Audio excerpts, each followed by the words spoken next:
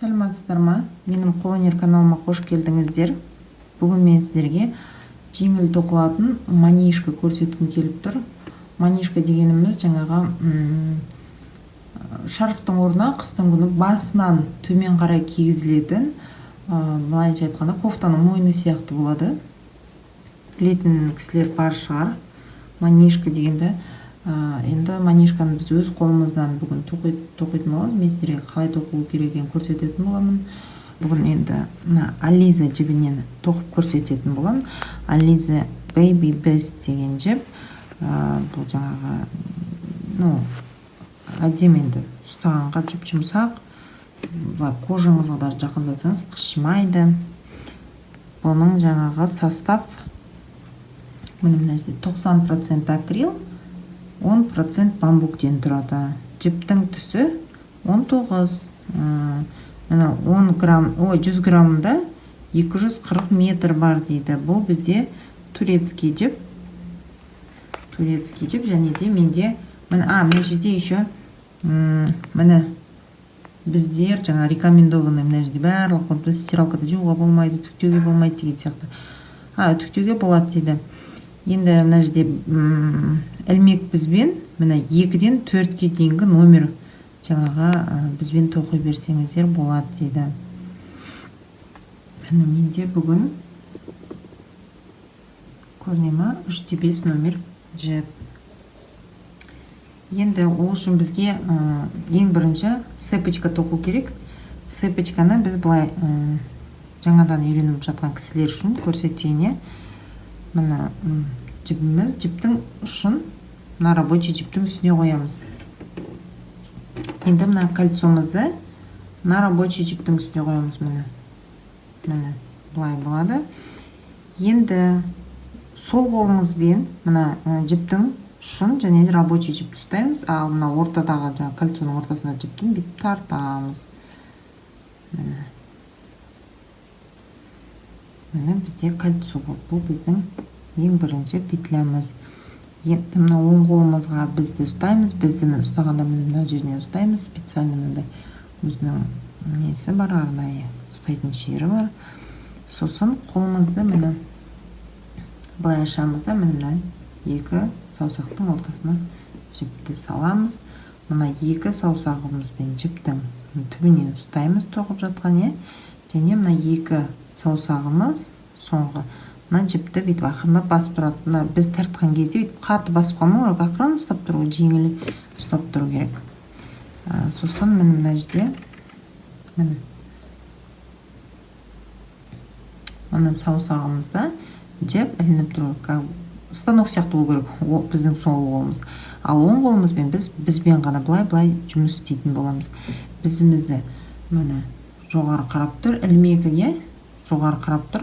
Өзіңізге қарай бұрасыз и былай тартасыз. Міне воздушный цепочканы осылай тоқимыз. Негізі не только воздушный цепочка, бізіміз всегда осылай жұмыс істейтін болады. Міне жоғары қарап бүйтіп жіптің астына саласыздар. Өз жағыңыздан саласыз, бізді өзіңізге қарай бұрасыз и былай тартып шығарасыз. Бірақ мына неміз, петлямыз қатты тартып тұрмау керек. Міне бүйтіп тұрса уже шықпайды. Мысалы бүйтіп шықпайды. Сол үшін мына жерде кішкене өзінің нормасы болу керек. Мына жерде қатты қыспай, қатты бос қылмай ұстау керекпіз. Міне бізімізді өз жағымыздан жіптің астына салдық. Бізімізді бұрамыз, көтеріп міне бос қылып тоқаймыз.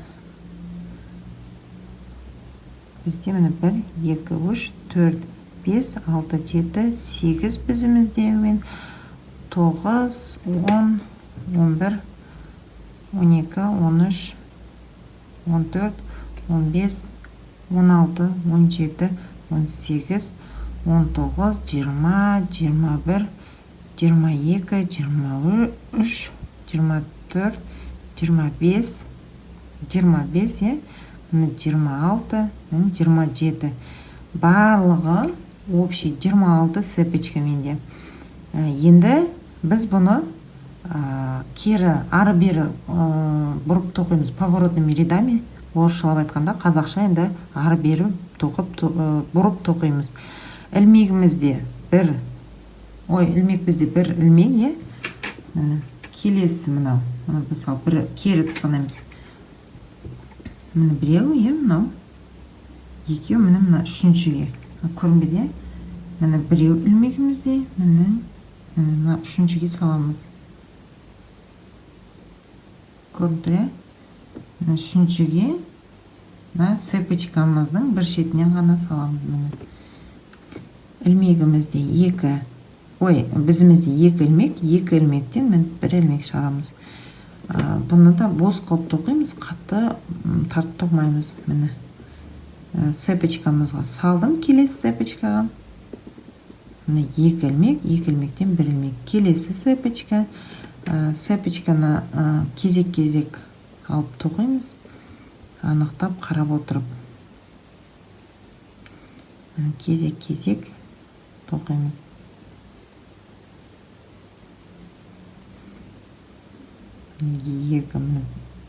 Екі жіп, е.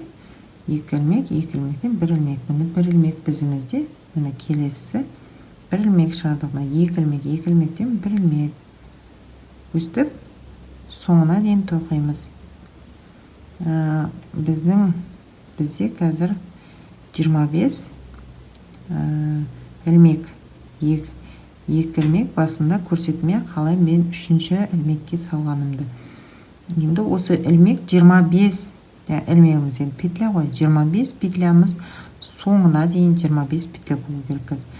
Біз ұзыннан тік 4 бұрыш тоқу керек. Тура алдында мен сіздерге шапка көрсетіп едім, бирюзовый. Тура сол сияқты тоқимыз. Ары бері бұрып поворотными рядами.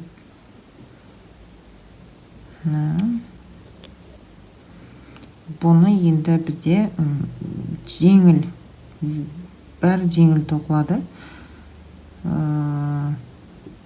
Жаңадан тоқып үйреніп жүрген кісілер де тез үйреніп алады бұны.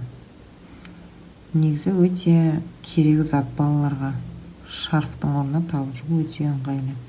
Міне соңғы петлямыз. Міне, е, болдық. Мен қатар 25 ілмегімді тоқып болдым. Міне бірінші қатар цепочка, потом кейінгі бірінші қатарымыз. Енді екінші қатарға ауысу үшін бізге обязательно воздушная петля керек. Міне воздушная петля дегеніміз жай ғана міне бір ілмек қой, и міне бір ілмек шығарып алдық.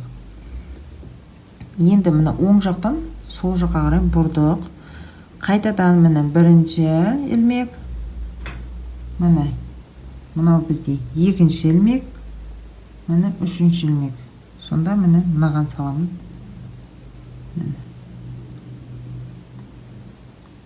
Міне бірақта мына біздің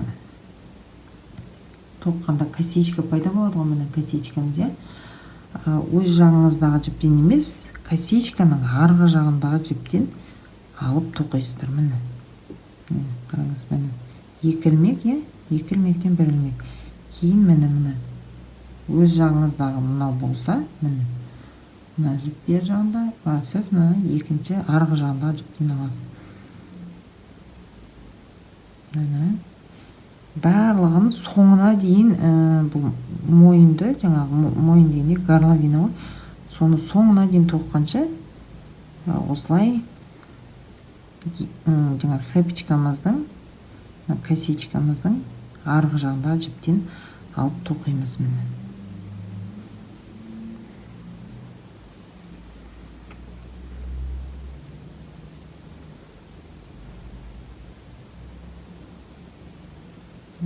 Қатты тартпай бос қылып тоқимыз, сол кезде әдемі болып,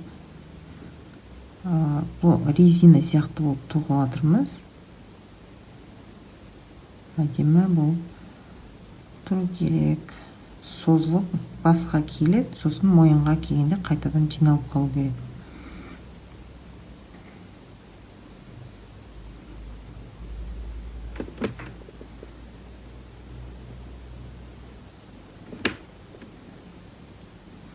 Мынау біздің екінші қатарымыз,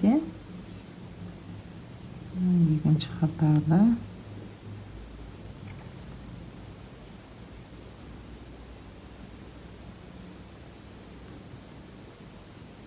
осылай жаңағы мен сіздерге айтып жатқаным бір ілмек, екі ілмек деп жатқанымыз бұл столбик без накида деп аталады. Міне ілмек бізде бір ілмек, міне екінші ілмек шығардық, одан бір ілмек шығардық. Бұның бәрі столбик без накида. Енді мынау бізде предпоследний вот. Мынау біздің ең соңғымыз, соңғының алдындағы мен қазір міне ар жағындағы бір жіптен алдық. Ең соңғысында мына жерде екі жіптен аламыз. Міне біреу, міне екеу, міне екеу. Ең соңғы біздің косичкамыздың соңы сонда. Міне екі жіптен алдым, міне тура сондай екі ілмек. Сосын обязательно бұрылатын кезде бізде воздушная петля болар. Бұл міне бір ілмектің жанына міне тағы да жай ғана ілмек қосасыз. Енді былай оңынан солға қарай міне былай тоқып келдік қой. Енді оң жақтан сол жаққа қарай аударамыз. Қайтадан үшінші петляға өзіңізден міне мысалы мен бер жақта отырмын ғой, менің ар жағымдағы міне екінші жіптен тоқимыз. Міне мынау мен жақтағы жіп болса, мынау ар жақтағы жіп, екінші жіп ілмек. Міне екінші ілмектен тоқимыз.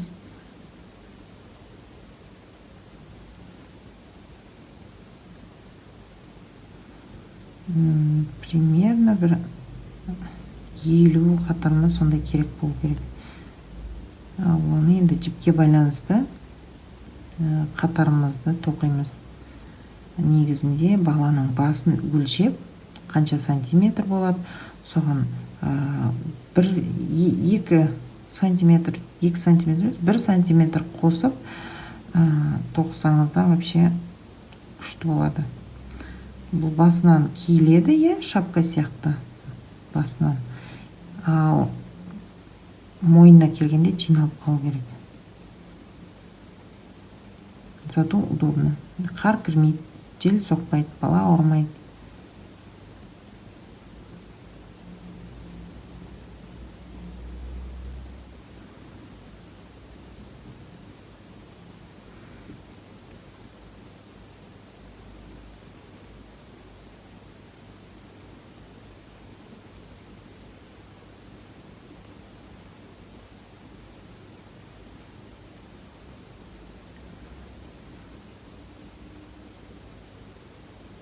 Міне, енді ең соңғы біздің ілмегіміз бұл жерде бағанан бері мысалы бүйтіп біреуінен ғана алып келе жатырмыз, бір жіптен ар жағында, екінші жіптен. Қазір енді екі жіптен толығымен аламыз. Бұл соңында ғана жасалатын прием. Міне былай. Енді обязательно бір цепочка воздушная. Біреу алдық, цепочкамен соңғы жағында тоқылатынды ұмытпай обязательно тоқыңыздар. Мына қайтадан үшінші ілмек келеміз. Болғаны солғаны біткен кезде ең соңында бір жіптен емес екі жіптен аламыз. Обязательно воздушная петля жасаймыз, және де бұрылып тоққан кезде үшінші ілмекке іліп тоқимыз. Сонымен ары бері тоқисыздар. Жаңа өздеріңізге керек размерін, өздеріңізге байланысты размерді тоқисыздар. Мен мысалы тоқимын, баланың шапкасының размерімен байланысты тоқи беремін, өйткені қазір жанымда ол бала жоқ, мысалда, или даже заказға да.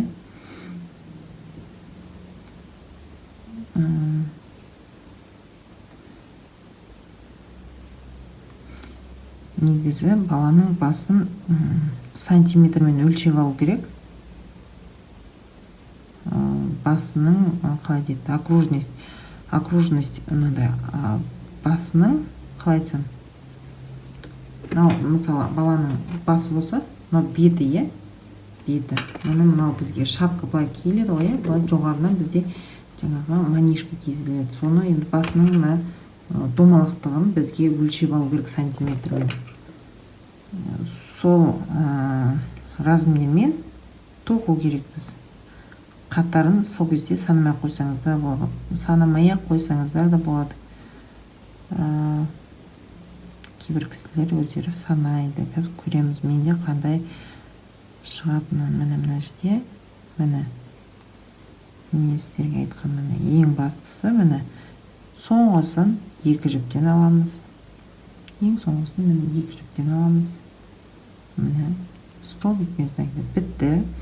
Обязательно бір воздушный бұрыламыз, обязательно үшінші ілмекке міне мына бізде ілмек бізде бір жіп, мына екінші міне үшінші жіпке ілеміз. Міне соны соңына дейін тоқимыз. Енді сіздерге сәттілік керек, өздеріңізге қандай размер керек, сондай размер өздеріңізге тоқыңыздар. Мен где-то 6-7 жастағы балаға арнап тоқимын.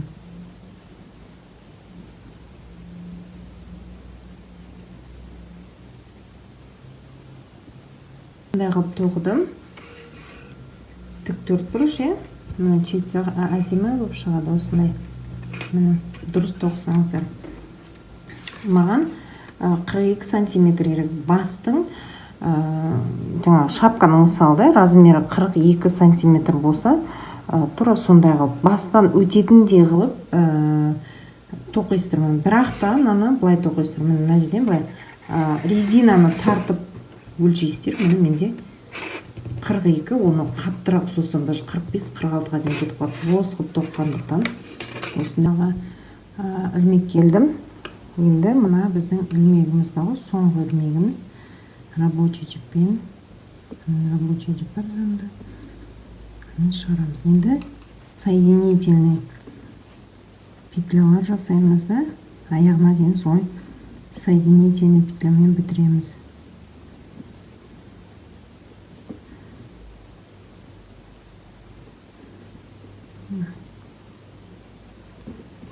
Былай. Опа. Петлямыз, мына жердегі бірінші слойды, екінші слойымыз. Енді ілмек ілдік, мен шығарды. Бірінші слойдағы бір ілмек. Мынау екінші. Дұрыс ілмек. Екінші слойдағы ілмек ілдік. Ілмек бізге енді шығарып аламыз бері қарай. Осылай соединительный петлямен екі бетін бір-біріне қосамыз. Қатты тартпаймыз и бос қылмаймыз. Бірдей қылып тоқып шығамыз.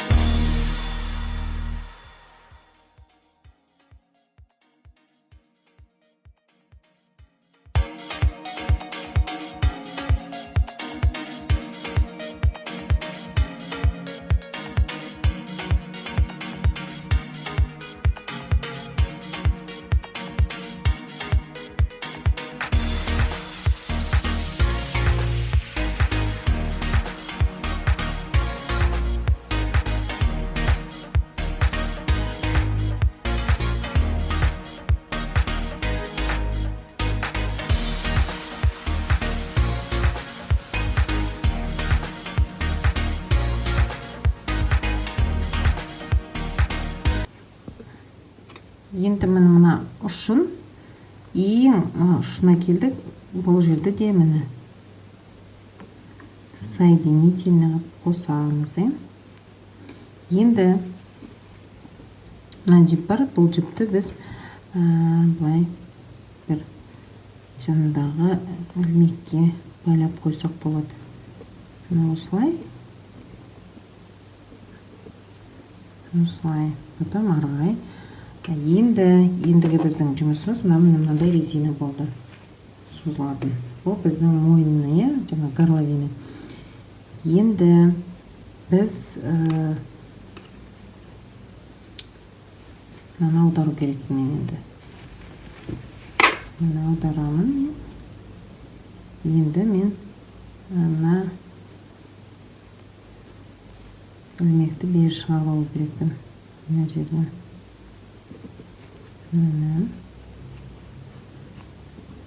Енді жай ғана столбик безін әкеліп тоқып мені.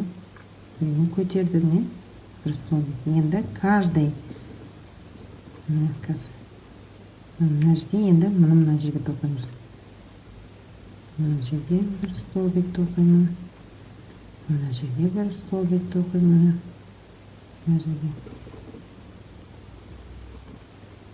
Өстіп айландырып тоқып шығу керекпіз.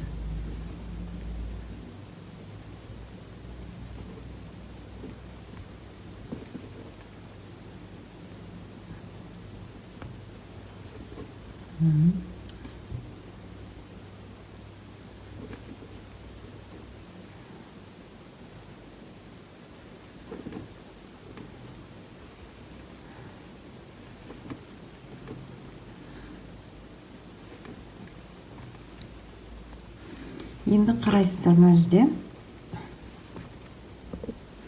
Мына жерде енді мына нелерді санаймыз. Столбиктарды санаймыз. Мына косичка бар ғой, сонда столбиктен 1, 2, 3 деп барлығын, мынаның барлығын толығымен санап шығастыр мына жерге дейін. Бізде жұп сан болу керек, тақ сан емес, жұп сан болу керек. Қазір мен сіздерге мына жерде қанша екенін санайтын боламын. Менде общий мына ілмектегі мен 70 болды. Мен енді аламын да, мына жермен соединительный столбик жасап қосамын. Менде 70 столбик болды. Енді қараңыздар, мына менде 70 столбик болса, бұны мен 4-ке бөлім керекпін. Иығына, манишканың иығына, алдына және арқасына, бізде общий 70, менде ручка болмай тұр, 70 столбик бар. Общий, бізде общий 70 столбик. 70 столбиктен аламыз біз 4 столбик. Ол бізге не үшін керек? Бізге жаңағы мынадай манишкамыздың жаңа мойны ғой, мойны болса, мына жерден бізде бір мен сіздерге көрсететін боламын, бір-бірден бір жаңағы столбиктен тастау керек боламыз. Бір жаңағы косичка былайынша айтқанда. Бір-біреуден. Сонда 70-тен аламыз 4-ті, мына 1, 2, 3, 4 алып тастадық. Тең болады 66 болды. Ал енді мына 66-ны аламыз да бөлеміз 3-ке. Тең болады 22. Сонда мына жаққа жаңағы арқасына, мынау арқасы, мынау кеуде жағы, осыда, сонда 22. Енді мына екі жағын, мына мен мынаны бөлмеймін, мынаны общий бөле салым. Мынау бірге санамды, сонда 1, 2, мына екеуін сразу бірге санам, 3-ке бөліп алдым. Енді 22-ні бөлемін 2-ге. Мына жерде 22, мына жерде 22, мына екеуі общий 22 болып тұр. Осы общий 22-ні мына жаққа және мына жаққа бөлу керекпіз. 2 иығына бөлу керекпіз. 2 иығын бір санадым жаңа мен, бірге. Енді тең болады, 22-ні 2-ге бөлсек 11 болады. Енді қараңыз, мына жер 11, мына жағына 11 столбик қалдырам мен. Мына жер чимақ болып кетті что-то. Бұлай, міне қараңыздар. Міне, әдемі сурет салған жоқпын, саламайым да. Мына жағы 22 столбик болады. Арқасы 22 столбик алдында болады. 11 столбик иығына, мынақа 11 столбик өстіп тоқитын болады. Және мына жерде бір столбиктан қазместерге көрсететін боламын. Мына қараңыздар, енді менде мына жерде 22, бұл алды, мынау иығы 11, мына иығы оң жақ иығы 11 и мына жерде 22 арқасына кетеді. Алдына 22. Сонда міне 22, 11, 11. Мына жақтар 11, алды 22. Өстіп сіздер ендігі сабаққа дейін дайындап қойыңыздар. Өстіп дайындап бөліп қойыңыздар. Өздеріңіздің расчеттарыңызды аласыздар. Енді мына жерде түсіндіңіздер ғой, сіздерге расчет осылай болады. Мысалы, мынаны былай айландырып тоқып шығасыздар ғой, столбик без накида мына шетіне тоқып шығасыздар. Ол жаңағы жұп сан болу керек. Тақсан емес, 70, 72, 74 деген сияқты, Может, сіздерде көбірек жаңағы 90, 94, 98 деген шығады. Сіз ол жерден алып тастайсыз төртеуін, мынаны алып тастайсыз. Біреу, міне екеу, мына жер үшеу, міне төртеу. Төртеуін алып тастайсыз ол жерді. Ол кейін түсіндіріп өтетін болған, Сосын міне 66 болды. Міне 66 болды, 4 столбикті алып тастағанда 66 болды. Сосын 66-ны біз 3-ке бөлдік, 22-ден болды. Сонда мынаны мен сразу мынаны біреу, мына екеу, и мынаны 3-ке бөлдім. Мына жақты сразу бөлген жоқ. Сосын мына 22, 22-нің мына жерге 22 қалдырдық, мына жаққа 22 қалдырдық, Енді мына екі жаны тағы бір 22-міз болды ғой, 3 22-міз, Бұны 1,22, мына жерде 1,22, мына жерде енді мына екеу сразу саналған болды. Бірігіп, Сол 22-мізді 2-ге бөлгенде 11 болды. Сонда мына жақта 11 столбик, мына екінші оң иығына 11 столбик сонда. Өстіп дайындап қойыңыз. Енді ары қарай біз столбик без накида техникасында тоқитын боламыз. Енді бұл мынау иығы 11 столбикті біз столбик без накида техникасында тоқимыз. Қараңыздар. Мына жерде менде 11-ші, міне маркер тұр мына жерде 11-ші. Мына жақ бізде 11, мынау мен 12, Алдында санағандай тура солай. Мына жер 11, мына жақ 22 деген сияқты. Опа. Енді мына қараңыздар. Міне біреу, бір петлямыз бар. Воздушный цепочка жасаймыз. Екінші петля, үшінші петля, төртінші петля. Негізінде қараңыздар, мына 3, міне 1, 2, 3, мынаумен 4, мына ілмектегімен. Мынау үшеуі бір столбик без накиданың бойымен тең. Ал мынау бізде мынандай столбиктің үсті болып кетеді, мынандай косичкалар. Сол үшін міне 1, 2, 3 бұл бізде бір столбик болып саналады. Мынау бізде үсті жағындамыз. Енді қараңыздар, мына жерге, тура осы жерге тағы бір, енді міне столбик без накида техникасын тоқитын боламыз. Міне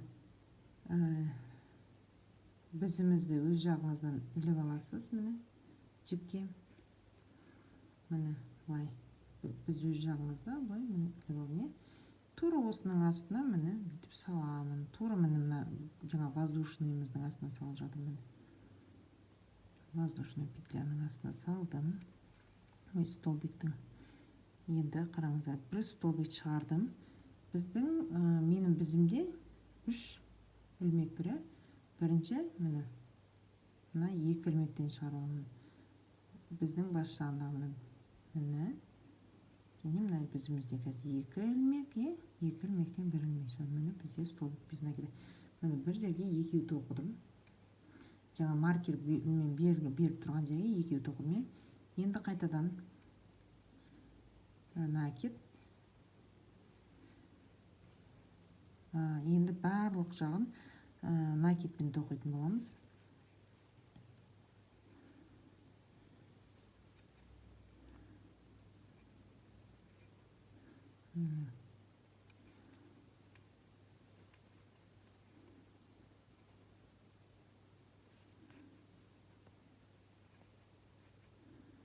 Алтыншы мен санап отырмын. Мен алып тастаймын, жерде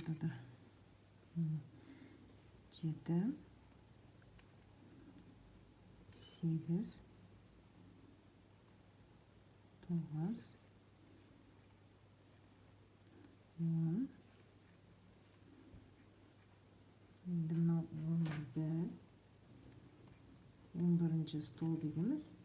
Мына 11 столбик бізге иығымызға керек болған, яғни енді мына жерге мен кеңейтетін не беремін, кеңейтетін столбиктер тоқимын. Енді қараңыздар, тағы да накид.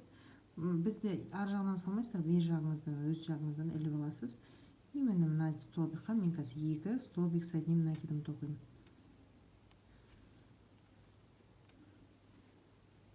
Осылай. Енді бір жерге екеу тоқырмын. Мына жақтың барлығы бір-бірден тоқылып келе жатыр столбиктерім. Енді бір воздушный обязательно накид жасадым, алдымен накид алдым. И тура осы жерге, тоқылған жерге тағы да 2 столбик тоқимын.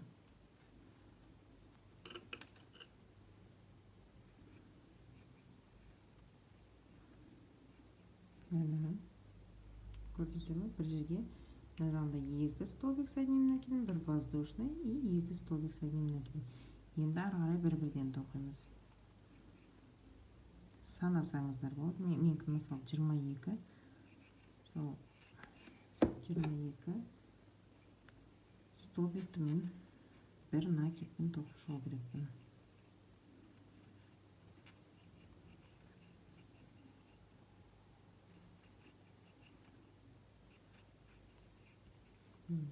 Бұрышы шығып. Мен 22 қатарда столбик с одним накидом. Енді мына жерде бізде тура жеттім. Маркерді шешемін да. Бұл жерге тағы накид. Біреу. Тура осы жерге накид. Тура осы тесікке тағы екінші столбик тоқимын. И бір воздушный. 2 накидпен бар емізде. Столбик, 2 столбик, бір накидпен. Енді тура осы жерге біреу тоқыдым. Мынау шығып кетті. Қазір санай саламыз. Мінезде тағы да бұрышы шықты. Ары қарай санаймыз. 1 2 3 4 5 6 7 8 9 10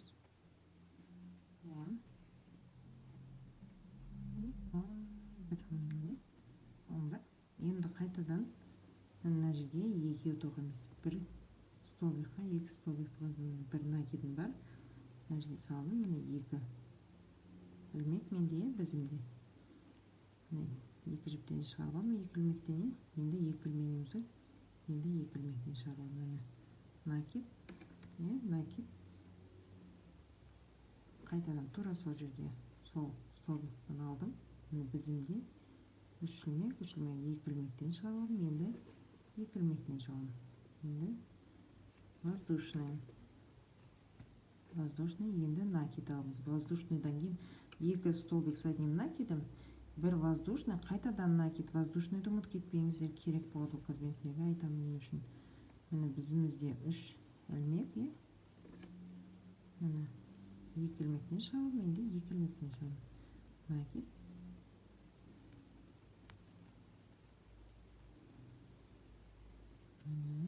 Көрдіңіздер ме? Енді ары қарай бір-бірден тоқимыз. Бұл біздің бірінші қатарымыз.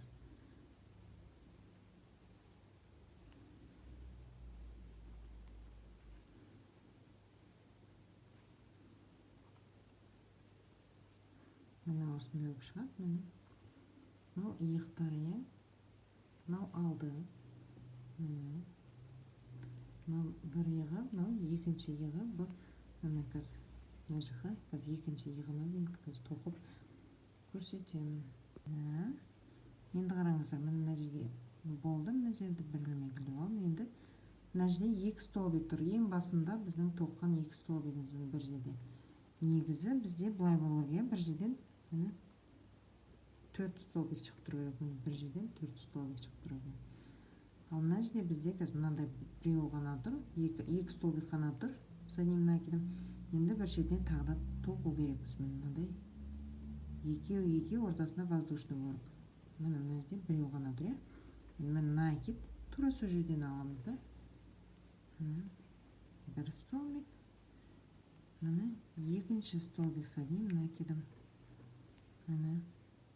Енді бізге воздушный керек. Воздушный и міне бір, екі, үш, міне төртінші столбикта. Міне бір, екі, үш, төртінші. Міне аламызда соединительный жасаймыз. Қараңыздар. Мына жерде менде бір столбик, ой, ілмегімде бір, міне бір ілмек келді.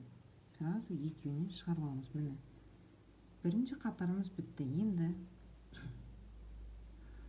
аламызда мына жерден қайтадан міне біреу бар, екеу, үшеу, төртеу. Қайтадан накид, мына жерге біреу, ары қарай накид,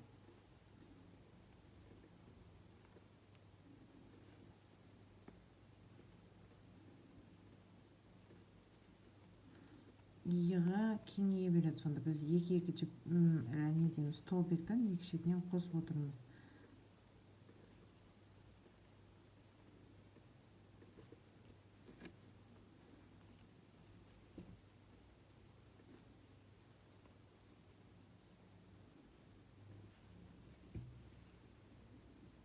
Опа.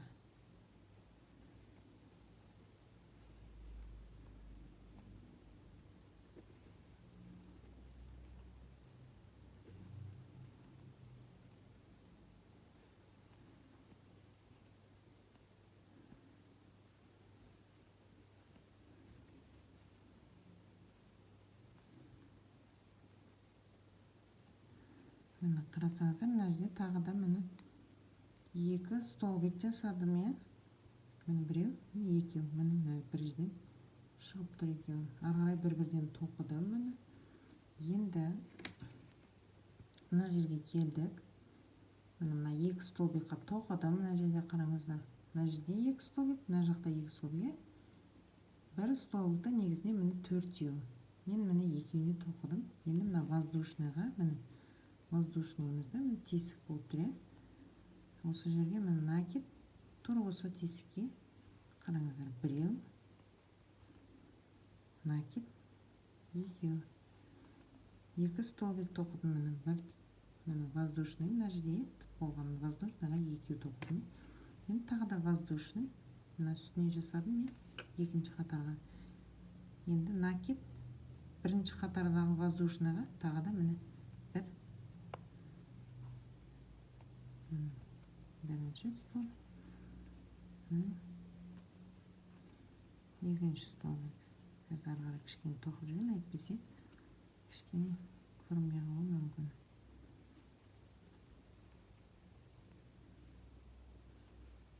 Жылдам тоқылады негізінде.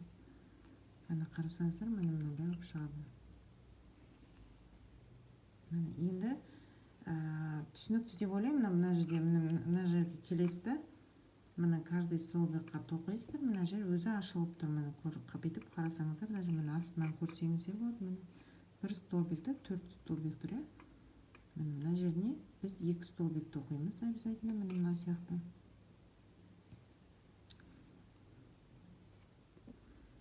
Міне қараңыздар, жаңа мына жерде кішкене түсіндірдім. Енді тағы көрсете кетейін деп ойлап тұрмын. Мына жерге міне столбигіміз міне, сол столбиктардың үстіне тоқып жатырмыз. Енді накид, міне тура қарасаңыз, бүйтіп астынан жоғарыға көтерсеңіз өзі көтеріледі. Міне көрініп тұр. Міне бір жерден бір столбикте 4 столбик шығып тұр. Көрініп тұр ғой. Тура міне мынаған тоқыдым, мыналардың үстіне. Енді міне мына жерге тоқимын.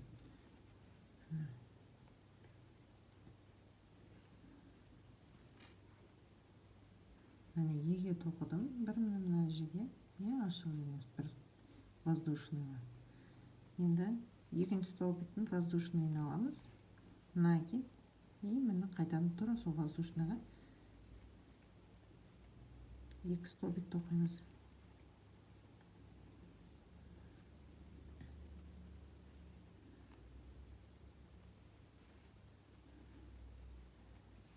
міне түсінікті деп ойлаймын. Әр қатар тура осылай жалғаса береді. Көлемі бойынша міне қараңыздар, міне мысалы уже екі иығы мынау алды болып шығып отыр. Міне бұрыштары екі шетінен. И міне біздің арт жақтағы бұрыштарымыз әлі тоқылған жоқ. Мен мына жерге келгенде сізге көрсететін боламын қазір. Міне қараңыздар, екінші қатарды бітіреміз. Мына бізде бірінші қатар болған, иә? Мына бізде екінші қатар. Міне осылай столбикпен ары қарай барлығы столбикпен тоқылады.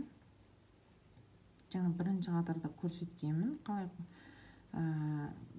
қосамыз, иә, қатарды. Міне мына жерде екі столбик тұр, мына жерде міне бір воздушныйдан шығып, иә, міне енді накид тура осы жерге міне бір столбик соединим накидом, екінші столбик соединим накидом. Міне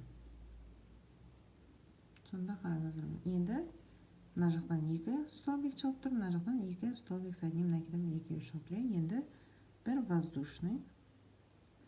Енді былай санаймыз, 1, 2, 3, міне 4. Төртінші қатарымызға, петлямызға, оппа, міне қатарымыз қосылды, екінші қатар міне. Міне осындай шығып жатыр. Барлығын осылай тоқисыздар. Осылай тоқи бересіздер. Бұл кеңейе береді мына жерде. Біз потому что добавка қосып жатырмыз. Мына жағынан екі, мына жағынан екі. Бұл бүйтіп көлемі үлкейеді сіздер мына жерге қосқанша. Көлемін сіздер өздеріңізге керегінше тоқисыздар. Менің жаңа тоқып жатқан манишкамы осынша жаңағы иықтан осынша көлем қалғаны жеткілікті деп ойлаймын. Енді мен төмен қарай поворотными рядами кішкене тағы да бір 3 қатарма, 2 қатарма тоқитын боламын. Ол үшін міне жерде міне петлямыз, мына жерде міне аяқтадым ғой мен, 5-ші қатарда. Енді воздушный көтеріңіз 2, міне біреу бар, мынау 2 ілмектегі 3, міне 4, тура бағананы 4-еу. Енді бұрамызда, енді міне мына жерде жасау керек накид. Енді бәрін жай ғана тоқи бересіздер. Тура осылай. Қаласаңыздар осылай ғана қала берсе болады. 5 қатар, 5 қатармен тоқтатып қойсаңыздар болады, аяқтап. Болмаса кішкене мен сияқты ұзартсаңыздар болады. Алдын ғана ұзартсаңыздар болады, болмаса артын ғана өздеріңіздің қалауларыңызбен қалай істегілеріңізге солай істеңіздер. Бұл енді ана қысқа дайындық болып саналады ғой. Қыстағы қатты боранды күндері жақсы не ғой, таптырмас дүние негізінде. Не ғой, қыста қатты суық, балалар мектепте, мектептің іші ыстық, дұрыс па? Олар бірақ жейдемен жүреді мектептің ішінде. Сол кезде жаңағы мойындарынан шарф орап жүргенше осыны жаңа рубашка кигізесіз галстугымен, и үстінен осыны кигізесіз, куртка киіп жүре берсе болады. Өте ыңғайлы. Енді мына жеріне дейін тоқып келеміз. Міне жаңа бастаған 6-шы қатарымыз, е. Ары қарай міне соңы, міне мына қатардан бітеді. Міне бізде воздушный неде не тұр, е, міне соңғысы осы жерден міне бітеді. Міне 6-шы қатарымыз мына жерден басталып, мына жерден бітті. Енді 2, 3, 4 бұрамыз, накид, мынаған саламыз. Мына бізде бір столбик болып тұр, мына екінші столбикқа саламыз. Мына бір столбиктің үстінде міне уже бір столбик тұр. Біз мына екінші столбикқа саламыз накидпен. Опа, міне 3 ілмек, 3 ілмектен екеуінен, бұдан екеуінен өстіп поворотными рядами ары бері бұрып тоқимыз, е.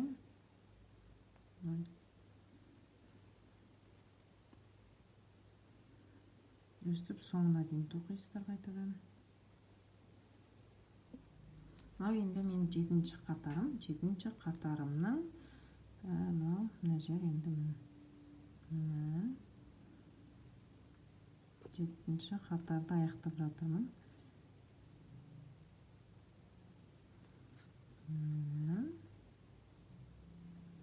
және мына жерде жаңағы біздің көтерген столбигіміз бірінші, сол жерге де біз бір ілмегінен іліп бір столбик көтеру керекпіз.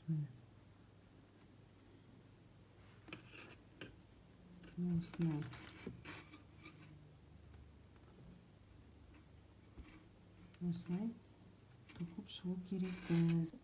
Мен осы жерден аяқтаймын. Міне жібімді кесіп тастағанмын. Аяқтадым. Енді мына жағын тоже тоқиық.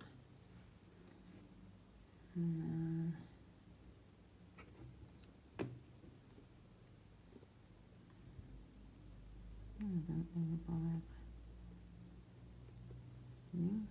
Шеткісінен іліп аламыз ұшынан. Енді ары қарай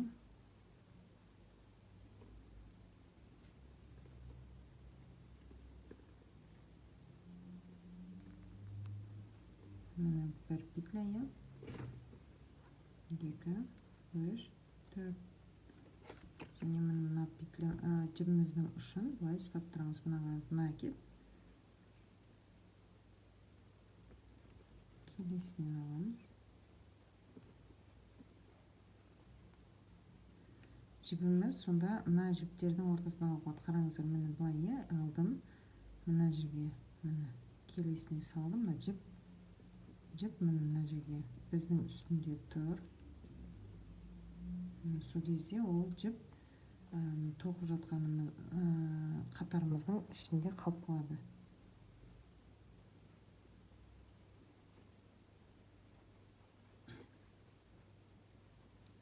Міне осылай қалып кетеді ішінде.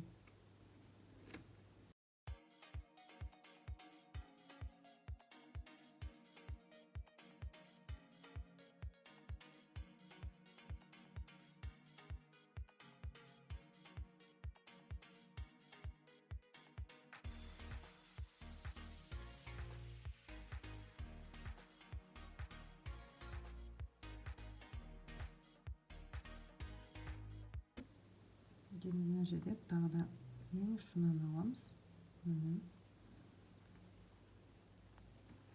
Енді 2, 3, 4 bağlamamız. Екінші столбикіне алты үстіп соңына дейін тоқаймыз.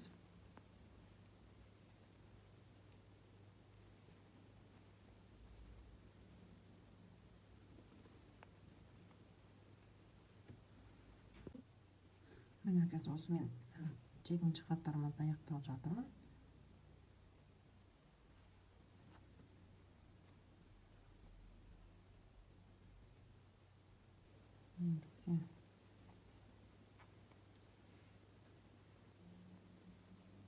Енді мына жер соңғы ең бірінші петлямыз ғой.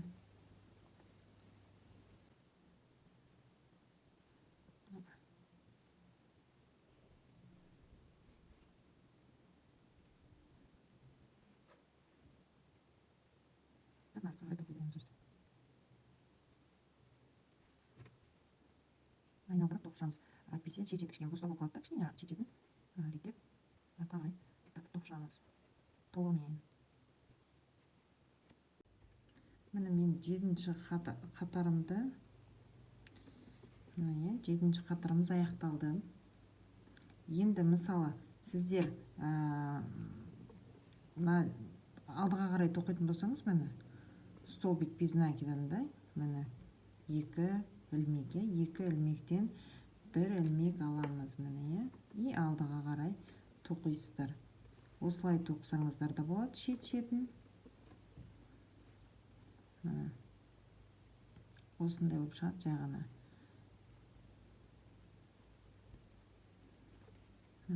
Осындай ғана, жай ғана осындай болып шығады. Ал енді мен басқаша тоқығым келіп тұр. Бірақ мен жібімді жаңа кесіп тастаған болатын. Басқа түс қосайын деймін, басқа түспен ұнамады. Енді кез келген жерден аласыздар да.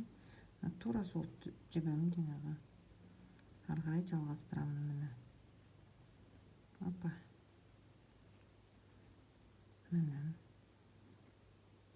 мына жібімді артқа қарай ұстап тұрамын. Мына жаққа қарай қазір кері тоқымыз, бір воздушная петля көтердік. Енді артқа қарай тоқымыз. Міне артқа қарай. Міне біздімізде міне екі ілмектен бір ілмек шығады. Тура алдыға қарайды қалай тоқимыз, тура соны бірақ артқа қарай жүріп тоқимыз. Бұл бізде рачий шаг дейді. Міне келесі ілмегімізде біздімізде бір ілмек бар. Келесі артқа қарай міне екі ілмек, міне бір ілмек шығарамыз. Міне келесі міне. Вот осылай артқа қарай тоқимыз.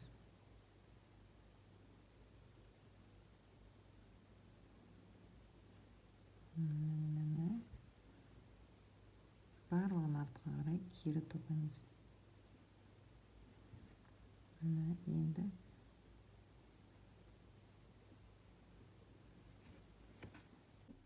міне қараңыздар, бағана осындай болып тұрды. Міне мен мынандай тоқып келе жатырмын. Әдемі. Камерадан сондай беріліп тұрған жоқ. Мына рачий шаг, мына жер бізде вообще тоқылмаған. Мынандай. Если сіздерге рачий шаг ұнамаса, столбик без накида алдыға қарай тоқсаңыз да болады.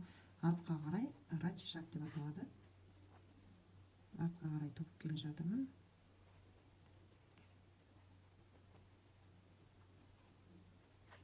Обязательно нені тоқу керек. Шет-шетіне кішкене салбыраған, сондай болып қалды. Созылып тұрады. Енді кесіп тастадым жібімді. Енді мына жерге бекіту керекпіз.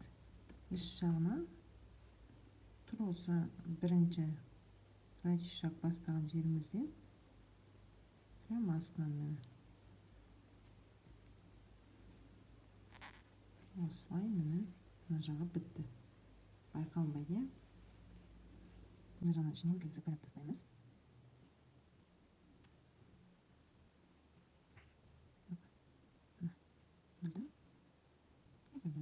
Ары қарай кіргізіп тастаймын. Енді қандай болып шыққанын мен сіздерге көрсетейін. Міне вот осындай міне рачий шаг көрініп тұр, кішкене қиғаштап.